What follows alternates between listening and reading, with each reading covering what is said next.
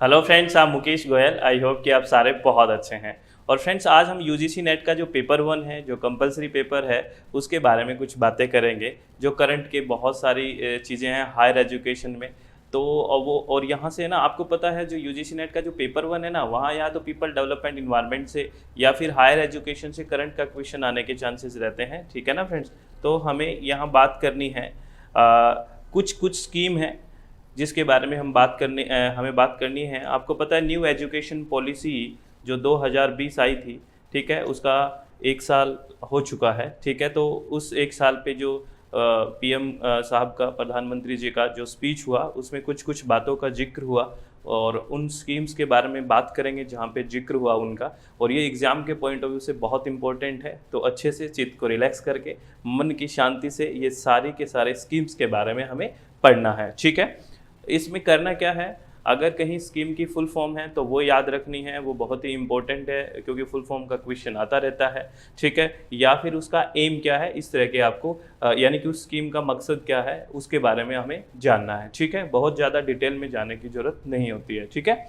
तो सबसे पहले हम बात करें विद्या प्रवेश। ठीक है, विद्या प्रवेश क्या है, विद्या प्रवेश क्या स्कीम है, इसके बारे में क्या बोला गया है, इसके बारे में हमें देखना है। ठीक है, तो इसके कुछ ऑब्जेक्टिव क्वेश्चन कहाँ से बन सकते हैं, क्या हमें ध्यान रखना है, वो सुनना आप। ठीक है, सबसे पहले विद्या प्रवेश है, ये 3 मंथ का प्रोग्राम है। कितने महीने का? 3 मंथ्स का। पहले बात तो ये ध्यान रखनी है, कितने मंथ का है? 3 मंथ का। Play based school preparation module for grade first students. जो ग्रेड फर्स्ट स्टूडेंट हैं, यानी क्लास फर्स्ट के जो स्टूडेंट हैं, उनके लिए 3 महीने का एक प्रोग्राम है जो प्ले बेस्ड है, जिसमें प्ले करवाएंगे, खिलाएंगे बच्चों को। ठीक है, उसको बोला गया है विद्या प्रवेश, यानी कि वो विद्या में प्रवेश करेगा तो उसको पहले आदत डालने के लिए, ठीक है, कि अच्छे से स्कूल आओ आप। तो 3 महीने का, 3 मंथ का एक play based school preparation module है। किसके लिए? ग्रेड फर्स्ट स्टूडेंट्स के लिए।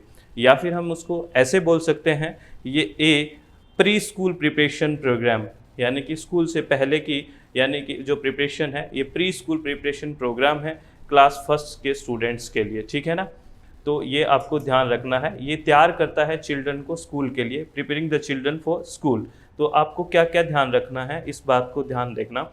सबसे पहले विद्या प्रवेश में आपसे ये पूछा जा सकता है कि इसमें क्या है, तो या फिर कितने टाइम पीरियड की बात की गई है, तो 3 महीने की बात की गई है। ये प्री स्कूल प्रिपरेशन है। ठीक है ना, ये पॉइंट ध्यान रखना है। ठीक है, यानी कि स्कूल में जाने के लिए बच्चों को तैयार करना, यानी कि वो विद्या में जो प्रवेश करेगा उससे पहले की बातें हैं। ये एक प्ले बेस्ड स्कूल प्रिपरेशन है, इसको आपको ध्यान रखना है। तो स्कीम का ध्यान रखना है, ये नाम क्या है, कितने दिन के प्रोग्राम है, इसके बारे में ध्यान रखना है। और ये प्री स्कूल प्रोग्राम है, ये ध्यान रखना है। ये सारी बातें आप ध्यान रखोगे, चलो वेरी गुड, ध्यान रखनी है। ठीक है, भूलना नहीं है, चित्त को रिलैक्स और मन को शांत।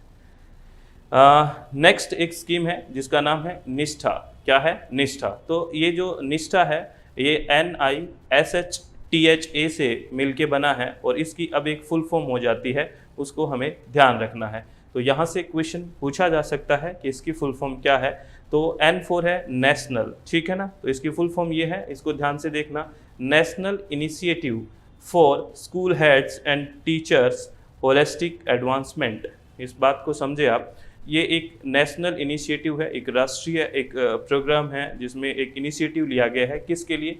जो स्कूल के हेड हैं और जो टीचर हैं, होलिस्टिक एडवांसमेंट, उनका पूर्ण रूप से अच्छे से विकास हो। यानी कि एक तरह से जो निष्ठा है वो किसकी ट्रेनिंग की बात करती है? जो स्कूल के हेड हैं और टीचर हैं, उनकी ट्रेनिंग की बात करता है। तो सबसे पहले हमें क्या ध्यान रखना है? निष्ठा की फुल फॉर्म याद रखनी है। क्या याद रखनी है? निष्ठा की फुल फॉर्म याद रखनी है। आप याद रखोगे ना?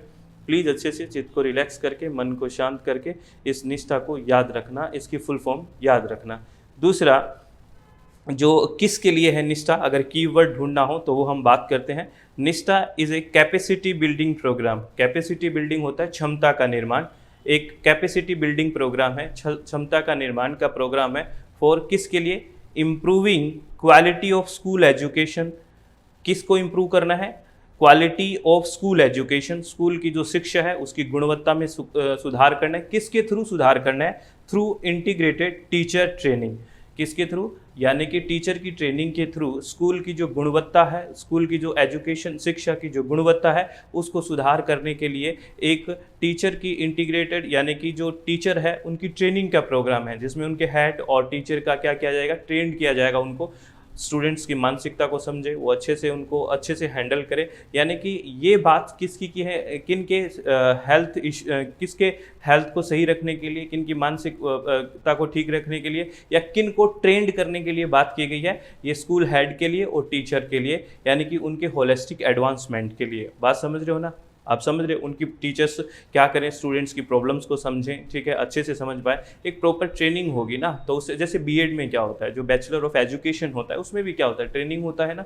उसी तरह से एक निष्ठा प्रोग्राम रखा गया है। इस प्रोग्राम के तहत जो टीचर हैं, जो हेड हैं, उनका क्या किया जाएगा?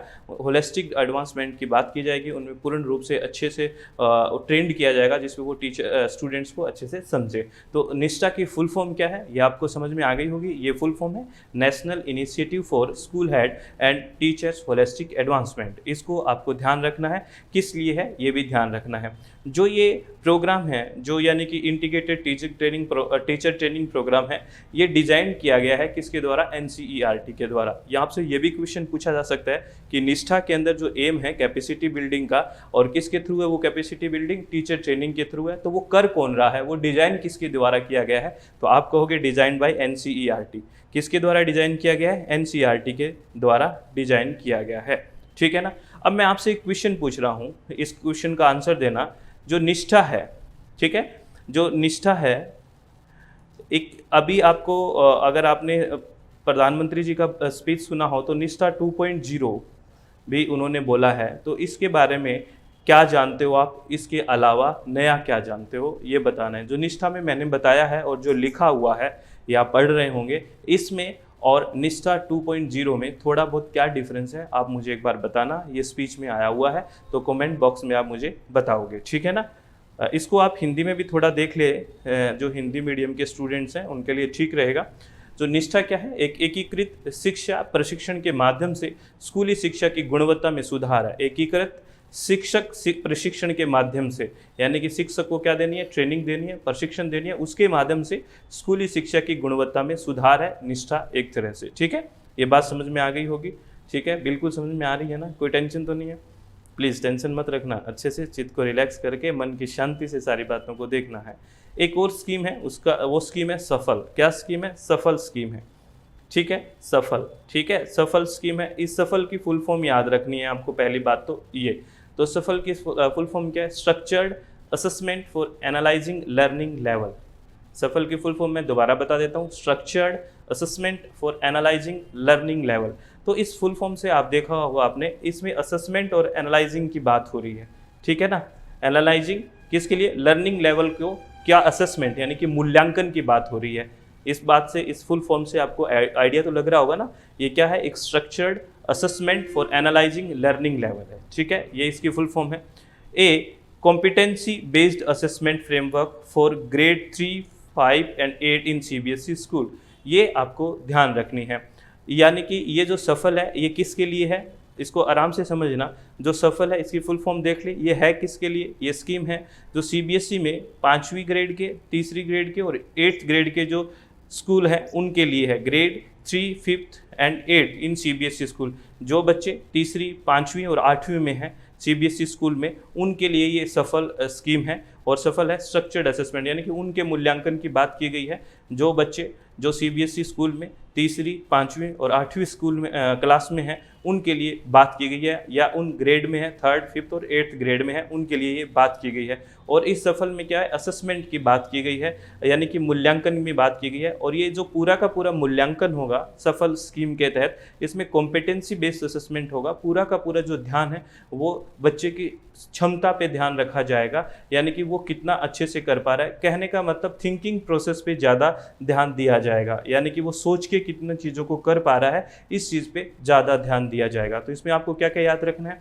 इसकी फुल फॉर्म याद रखनी है, कौन सी ग्रेड के लिए याद रखना है, 3rd, 5th और 8th सीबीएसई स्कूल के लिए है, ये ध्यान रखना है। और ये जो है असेसमेंट है वो कॉम्पिटेंसी बेस्ड है, ये आपको ध्यान रखना है, ठीक है ना। यानी कि जो आर्टिफिशियल इंटेलिजेंस की जो वेबसाइट है वो भी इसी को समर्पित है। ये तो थोड़ी चीज़ें ध्यान रखना है, यानी कि योग्यता आधारित मूल्यांकन ढांचा है ये आपको ध्यान रखना है। कहने का मतलब यहाँ पे सारी की सारी जो बात की गई है वो इस तरह से की गई है कि बच्चा रटने की बजाय थिंकिंग प्रोसेस पे ज़्यादा ध्यान दे। उसकी एक तरह से थिंकिंग का क्या होगा, असेसमेंट होगा, कैसे वो सोच पाता है चीज़ों को। बात समझ में आ रही है आपको? चलो वेरी गुड, ठीक है। देखो ये लिखा हुआ है ना, the assessment would focus on the assessment of core competencies, यानी कि मूल्यांकन मुख्य दक्षताओं के मूल्यांकन पर केंद्रित होगा। जो ये मूल्यांकन होगा उनकी जो मुख्य दक्षताएं हैं, उसका जो कोर कॉम्पिटेंसीज हैं उसके बारे में मूल्यांकन किया जाएगा। सफल स्कीम के तहत बात हो रही है। और क्या हम बात कर सकते हैं, जो सफल हैं वो सफल किया जाएगा, उसका क्या रिजल्ट्स आएगा, क्या होगा। Safal result would provide diagnostic data and insight to the school for promoting development of students. ये क्या करेगा, जो ये सफल जो परिणाम है उसके छात्रों के विकास को बढ़ावा देने के लिए प्रत्येक स्कूल को नैदानिक डेटा और अंतर्दृष्टि प्रदान करेंगे, यानी कि इनसाइट प्रदान करेंगे। यानी कि उस डाटा से क्या पता होगा कि भी बच्चे में क्या क्या कमियां हैं, डायग्नोज की जाएगी एक तरह से उसकी कमियों को, और उसको एक तरह से पूरे के पूरे वो जो डाटा है वो किसके काम आएगा, बच्चे के पूर्ण विकास के रूप में काम आएगा, यानी कि बच्चा सफल हो जाएगा। इसीलिए इसको सफल, देखो क्या लिखा गया है, सफल। ठीक है, बात समझ रहे हो ना। तो इसकी फुल फॉर्म याद रखनी है, कौन से ग्रेड के लिए है ये याद रखनी है, सीबीएसई स्कूल के लिए ये याद रखनी है। और पूरा का पूरा जो फोकस रखा गया है वो किस पे रखा गया है, जो कॉम्पिटेंसी है, यानी कि पूरा का पूरा उसकी दक्षताओं का मूल्यांकन करना है। ठीक है, यानी कि कोर कॉम्पिटेंसी पे ही उसका ध्यान दिया जाएगा। ठीक है, ये बात समझ में आ गई। चलो वेरी गुड, आगे बात करते हैं फ्रेंड्स। एक और जो बेसिक बात है करंट में आपको ध्यान रखनी है, इंडियन साइन लैंग्वेज इंट्रोड्यूस किया गया है एज ए सब्जेक्ट और कोर्स प्रोग्राम। किस लेवल पे, सेकेंडरी क्लास लेवल पे। ये स्पीच में आया है, इसको ध्यान रखना प्लीज़। ठीक है, क्या है, ISL यानी कि इंडियन साइन लैंग्वेज है, वो was introduced as a subject और course programme at the secondary class level. तो आपसे पूछा जा सकता है कि जो ISL है उसकी फुल फॉर्म क्या है। अगर हायर एजुकेशन में ऐसा क्वेश्चन बन जाता है तो इंडियन साइन लैंग्वेज है ये, और ये किस लिए, ये कुछ सब्जेक्ट या कोर्स प्रोग्राम लॉन्च किया गया किस लेवल पे, सेकेंडरी क्लास लेवल पे लॉन्च किया गया। ये याद रखना, किस लेवल पे, सेकेंडरी क्लास लेवल पे याद रखोगे। यानी कि आपने देखा होगा ना, साइन से पढ़ते हैं, ठीक है ना, तो वो ही है ये। आगे है एक और फैक्चुअल इंफॉर्मेशन आपको याद रखनी है, वो क्या है, an announcement was made regarding the introduction of regional language under 14 engineering college in India. और एक बात बोली गई है कि जो क्षेत्रीय जो भाषाएं हैं, रीजनल भाषाएं हैं, रीजनल लैंग्वेजेज हैं, उसके 14 इंजीनियरिंग कॉलेजेस में रीजनल लैंग्वेज में पढ़ाया जाएगा, क्षेत्रीय भाषाओं में पढ़ाया जाएगा। ठीक है, ये बात आपको ध्यान रखनी है। PM also announced that engineering program will be taught in regional language for the first year of the course। ये बात ध्यान रखना, प्रधानमंत्री जी ने अनाउंस किया है कि जो इंजीनियरिंग प्रोग्राम है वो पढ़ाए जाएंगे क्षेत्रीय भाषाओं में। किस लिए, first year of the course. जो भी आपका इंजीनियरिंग कोर्स का जो फर्स्ट ईयर है उसमें क्या पढ़ाया जाएगा, क्षेत्रीय भाषाओं में पढ़ाया जाएगा। ये थोड़ा ध्यान रखना। तो इसमें क्या ध्यान रखना है कि रीजनल लैंग्वेज में 14 इंजीनियरिंग कॉलेजेस हैं, ठीक है ना, वो रीजनल लैंग्वेज में काम करेंगे, यानी कि क्षेत्रीय भाषाओं में पढ़ाएंगे। तो ये सारी बातें ऐसी हैं जो करंट की है और एग्ज़ाम के लिए बहुत इंपॉर्टेंट हो सकती है फ्रेंड्स ये। और इन स्कीम को, जितनी भी स्कीम्स हैं, इनको आपको अच्छे से याद रखना है, इनकी फुल फॉर्म याद रखना है, इनका एम क्या है याद रखना है। ठीक है, सारी चीज़ें आपको याद रखनी है। जो हमने बात की है, इस वीडियो को आप 2 बार सुन लें, 3 बार सुन लें, अच्छे से नोट डाउन कर लें, तो मेरे हिसाब से ज़्यादा बेहतर होगा और अच्छे से समझ में आएगा। तो फ्रेंड्स, आपको चित्त रिलैक्स रखना है, मन शांत रखना है, किसी भी तरह की कोई टेंशन नहीं रखनी है जीवन में। अगर आप अच्छे से सारी चीज़ें कर रहे हैं, आप अपने काम के प्रति ईमानदार हैं, ऑनेस्टली वर्क कर रहे हैं, तो कोई दिक्कत नहीं है, सब बहुत बढ़िया होगा। तो प्लीज़ आप खुश रहें, बिना किसी टेंशन के, मन को रिलैक्स करके, चित्त को शांत करके तैयारी करें। All the very best. Thank you, thanks a lot friends.